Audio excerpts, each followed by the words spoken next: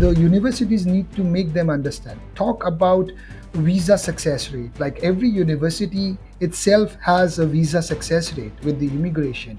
So when you are discussing with these students, the parents tell them that my university stands at 90% visa success rate, which is one of the most important thing because they are away from their family. They they get homesick. University needs to be mindful, accept them the way they are, accept them, their culture.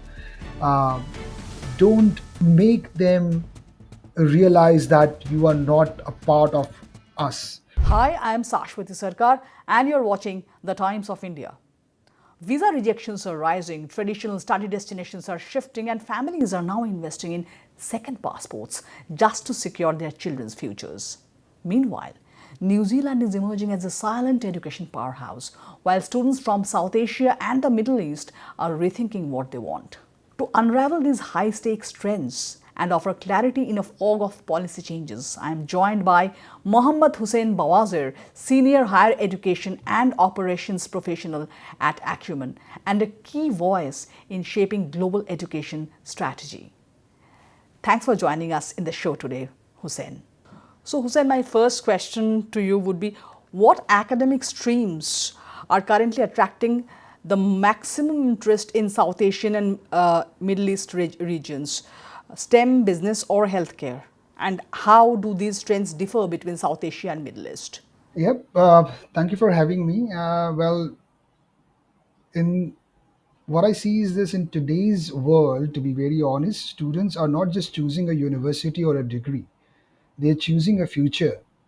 And in an increasingly unpredictable world, with a global shift in immigration, employment, and education, making right choice makes the more than ambition right now. So it needs to be trusted insight. Like there has to be a trusted insight, clear pathways, long-term strategies, with long goals and vision, and the honest guidance. And in fact, it is good to see that these things have become a priority right now for the students compared to the past. So going back to your question, well, across both the regions, STEM undoubtedly remains a king, to be very honest, especially computer Even now, you're right. science. Yeah, especially computer science, data analytics, AI, cybersecurity, and engineering. But if we talk about the different regions, specifically in South Asia and the Middle East, South Asia, there is a huge demand for the tech based program driven by job markets in a global industry or in a global world. For an example, the business studies such as fintech, international management, or digital marketing, you would say that, or business analytics, these are the high demand and remains popular. As far as we talk about the Middle East region, Middle East, however, shows more demands towards the AI, sustainable business, supply chain management, tourism, and hospitality. And we also see a very much growing interest and demand in the creative industry right now, like media and design houses, particularly in UAE and Saudi Arabia, due to the booming entertainment and tourism sector that is going on.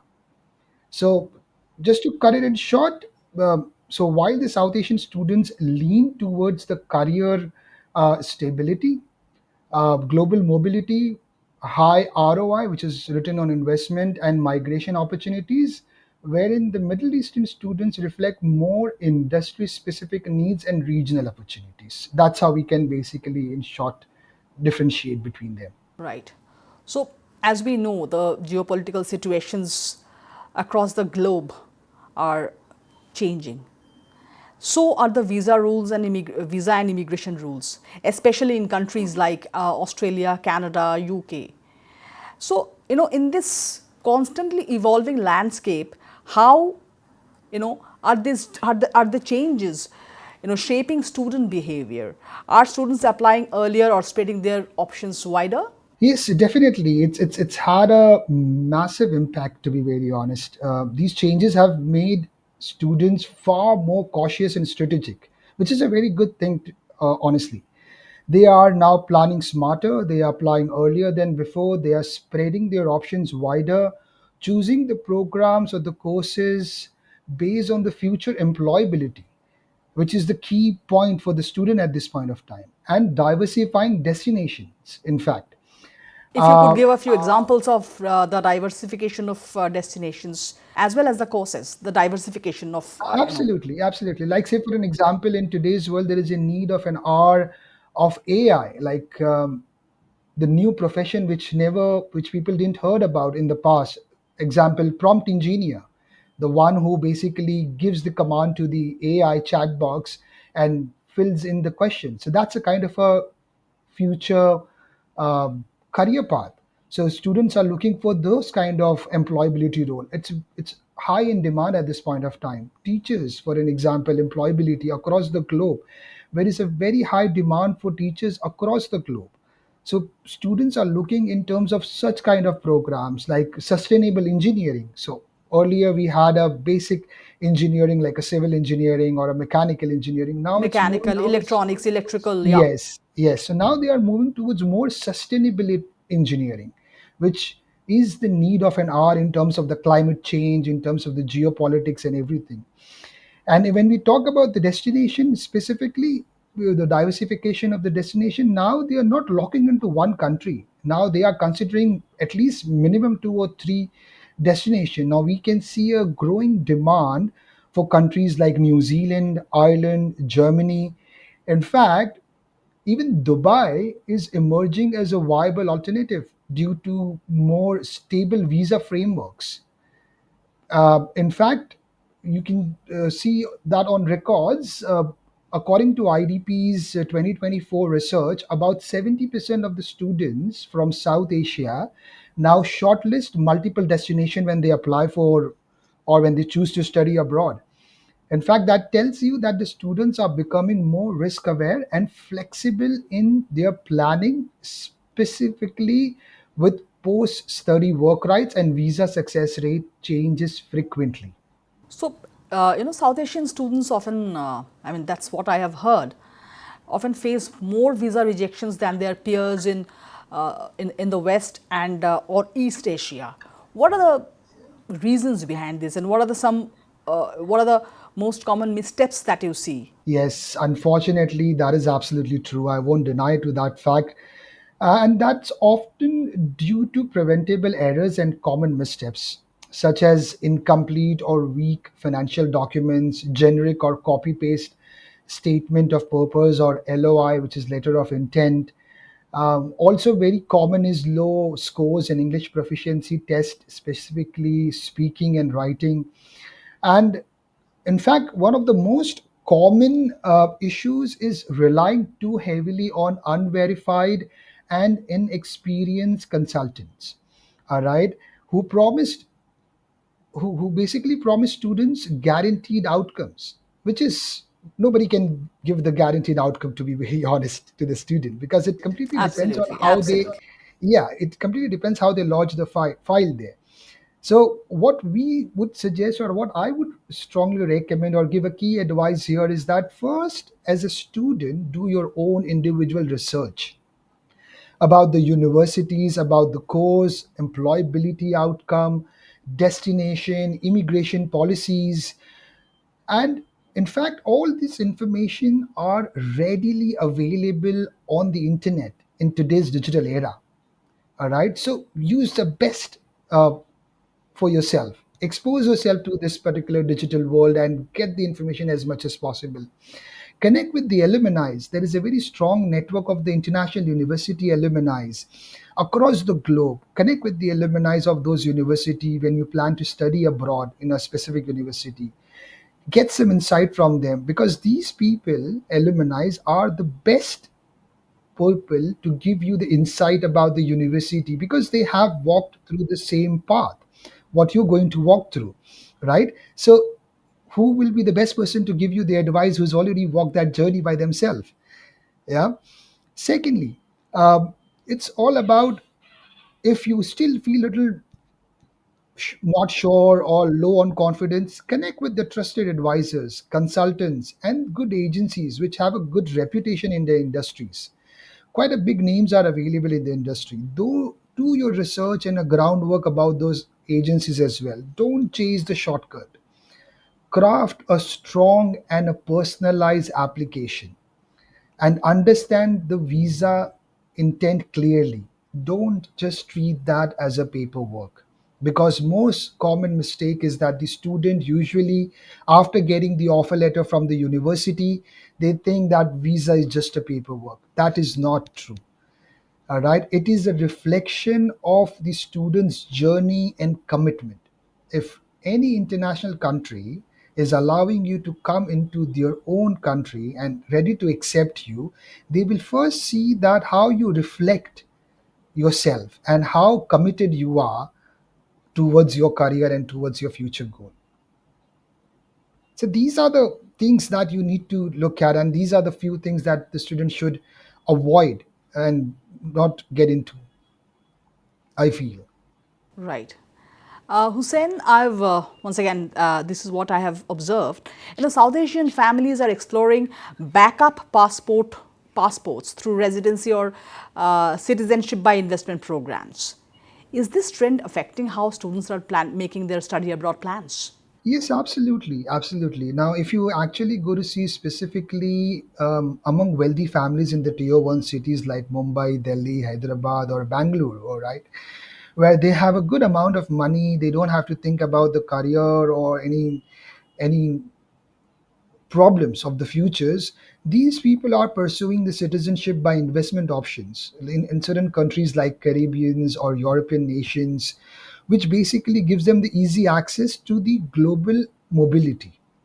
All right, because at the end of the day, your passport also plays a very important role while you have those global movement or entry or exit into the international destinations of the country.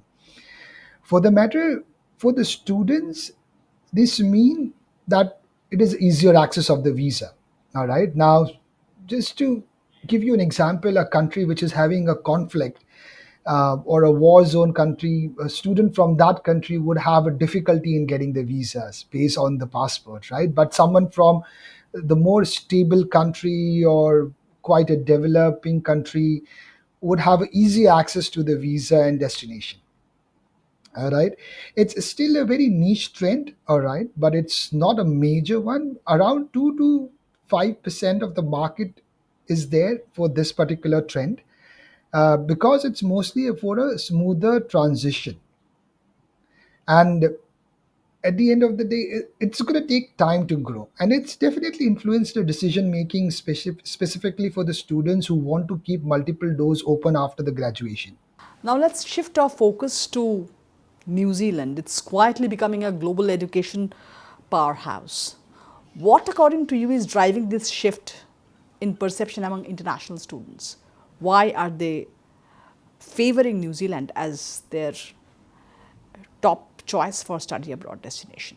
Well, first, there are several factors, to be honest, while choosing the specific destination. And New Zealand as a country comes as one of those destinations which is rising in building a trust, quality of life, and the values. Now, if you see the stats of the New Zealand as a country, it's one of the most safest country in the world right now. It is ranked When you say fourth. safest, what are the parameters do you consider? So it's considered to be the crime rate, all right. It's considered to be the acceptability of the international community, right, where the students experience a little or would not have to go through a racism, um, where they are included into the community even after being from the other nationality, plus um, in terms of the ease of traveling in the local areas. So this is what we consider safety for the women, to be honest. Like New Zealand is one of the country in the world which did allow women to vote first. It's one of the first western country in the world which gave women rights to vote. So if you talk about the safety perspective, they are very good in terms of that. It's also one of the most peaceful country in the world, all right. That's what they say, like Kiwis got a little laid back attitude, but most of the people take it in a wrong sense. It's not about being a laid back attitude, it's about your own inner peace. All right, they Kiwis specifically have a culture of having that peace of mind and not disturbing or bothering other people. So this is what exactly the need of an hour right now. Now the student wants more safer environment. The student wants to get included into the international community. Students want to feel welcomed, because they are leaving their home country, like they have been raised and born and brought up in India or Sri Lanka, or say for example in Dubai. They're leaving those country and they are going to the another alien country, whether it's New Zealand, Australia, or Germany. If they feel accepted, it makes their student journey or the study journey much more easier for them. They go through less stress. New Zealand is one of the first country in the world to introduce the code of pastoral care, which basically helps this international student with all the possible rights that they can have in terms of their safety. So this is what emerging. And also if we have seen that during the COVID, it's one of the country which has managed the COVID more Most efficiently. efficiently. Yeah. Yes, most efficiently. And even though it's a very small country, all right, the total population is around 5 million, but still, I always say that it's better to be a big fish in the small pond rather than being a small fish in the massive pond. Yeah. So that's where the country stands out. And it gives more value to your skills, to qualification, and it gives more value to the human being as a people, as a person. So that's what the students are demanding right now, and that is the reason we see the demand for New Zealand as a destination. In now New Zealand, we all know that it leads the world, it leads globally in the arena of agricultural science, and Yeah, it is also globally recognized for its work in climate change, sustainable yeah, farming, and indigenous research, right? yeah, So yes, how does this future facing research ecosystem actually translate into opportunities for students studying there, for international students? absolutely. How can So, international students leverage this, research advantage, this, sustainable ecosystem to their absolutely, advantage? it creates a powerful and future-facing opportunities for the student. Now, students, say for example, now New Zealand is one of the countries which has the highest number of joint research in the world. Now, if you see agricultural research, like for an example, Lincoln and Massey University offers hands-on experience on sustainable food system. University of Canterbury has done a groundbreaking research in climate change in collaboration with IIT Delhi. All right. So these are the research opportunities that the student gets. Now, sustainable farming, we all know that how the global warming is impacting the demographic or the geographic condition or the climatic condition across the world, right? Now, sustainable farming, the climate change, sustainable business, the indigenous learning, all these things helps in maintaining us connected to the place where we are from, and also helps students to get more recognized across the globe. Because if you go to see right now, most of the businesses in today's era are demanding or moving their focus to the sustainable business. So this is where it helps the student in getting the opportunities. Like say for example, with University of Canterbury, there is a sustainability digital marketing. How can you do a digital marketing through a sustainable way where you do not produce e-waste and still be pro efficient with the marketing? For an example, how you can do a construction, a sustainable civil engineering, all right, without uh, impacting or having the adverse effect on the environment. So these are the things which is a need of an hour. And if you see the mega structure countries like Saudi or UAE, which demands for a new construction age, they demand sustainable constructions. They demand sustainable, eco-friendly travel, like say for example, EV cars and everything. So New Zealand as a country is leading in that. And when a country is leading in that, and the students who pursue such kind of qualification, which is currently in demand, they have a better options and opportunity to go further and have their career path the way they decide. So, Hussein, safety, sustainability. I mean, we are talking a lot about these things: safety, sustainability, and global Yeah. collaboration. But these are often buzzwords. But for students who are investing 3 to 4 vital years of their life, how does New Zealand deliver on these promises in real and tangible ways? So first, as I said, that New Zealand is already ranked number fourth in the world for the safety globally. It's one of the most welcoming countries in the world. If you actually see the ranking of the cities, Christchurch city is specifically ranked top 100 in the world, and it's been ranked one of the most livable city. In terms of sustainability, universities are carbon conscious, all right, and the students are encouraged to participate in green initiatives and research. Say, for an example, I have talked about Lincoln University, Massey University, and University of Canterbury. All these universities have their in-house and inbuilt agricultural farm where the students usually go and produce those locals food. If we talk about University of Auckland, which is the world's 65th ranking university, one of the university which has the highest number of research and collaboration. Uh, from global collaboration perspectives, the students benefit from over 1,500 university partnership worldwide, giving them exchange, internship, research opportunities, and across the borders.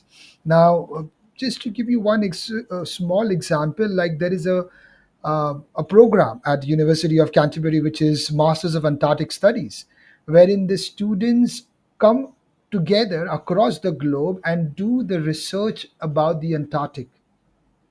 All right, they study about these thousands and thousands of years of ice age. They study about how the Antarctic is so isolated, how the ice or the climatic condition is so differ.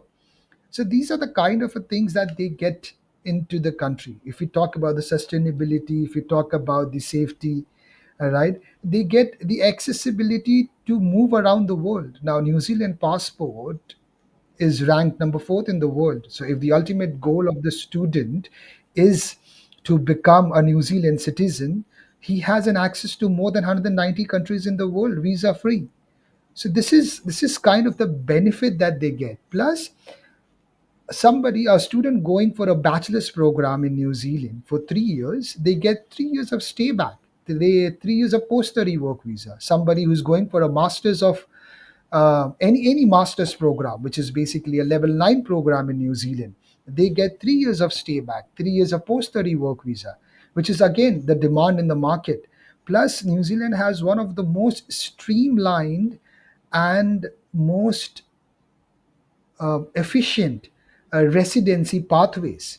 Like if a student is has done a program or a course or is in the field which is in the absolute skill shortage, it's an easy pathway for them to get the residency to settle in New Zealand.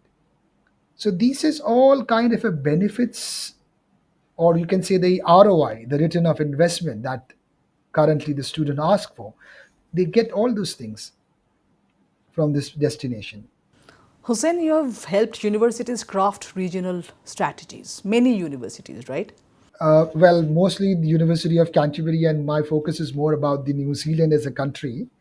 But yes, you can say that. In an era of volatile immigration rules, how should institutions rethink their messaging to connect better with students? The things has to be little different now compared to the past. All right. So what I would say that in today's era, institutions needs to be more transparent, culturally aware, and emotionally intelligent in their messaging. All right. Now, there should be no hidden cost in terms of the tuition fees or the living expenses. The student needs to consider that this information should be given to the student and speak directly to the students and the parents concerned. Just do not sell the degrees. Now, when we do the counseling to the students, we just do not sell the degrees. We first understand that what exactly they need, what is their requirement, what is their future goal. Because till the time you don't see the long term goal of the student, it is not viable to give them any kind of counseling because they will always get stray away from their path. So the universities need to make them understand. Talk about visa success rate. Like every university itself has a visa success rate with the immigration. So when you are discussing with these students, the parents tell them that my university stands at 90% visa success rate, 95% visa success rate. Talk about the job market reality. Just do not give any numbers uh, which is not facts, because all this data and all these informations are available on the QS website. Now, talk about the employability in terms of that where your university ranks in terms of the employability. What is the percentage of the employability? What are the connection does your university has with the international corporate firms? What are the opportunities for the internship? What are the opportunities to work with the big four companies, Fortune 500 companies, the government agencies? So these are the things that the universities need to be very clear of. Explain them about the cost of living. Clearly identify and distinguish that what will be the tuition fees and what will be the cost of living, because that's where the students get confused. Emotional support, which is one of the most important thing, because they are away from their family. They they get homesick. All right. Like I travel a lot for work.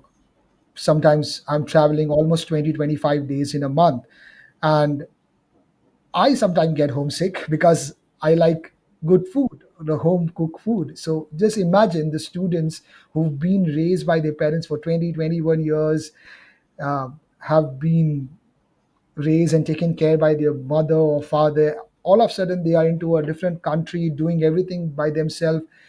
That's where they need emotional support. So the university needs to be mindful, accept them the way they are, accept them, their culture. uh, don't make them realize that you are not a part of us. All right, because they have left their home country and they have come to a specific university or a country uh, to get involved. Create some kind of festivities in the universities, right? Like say, there is some Indian day, some North South Korean day, um, some kind of like a Chinese New Year. So celebrate those days, celebrate the regional Basically, language. celebrate diversity, Yes, culturally, racial. Yeah. yes, because that's where people get connected, people That's the get bond. surefire way to inclusivity.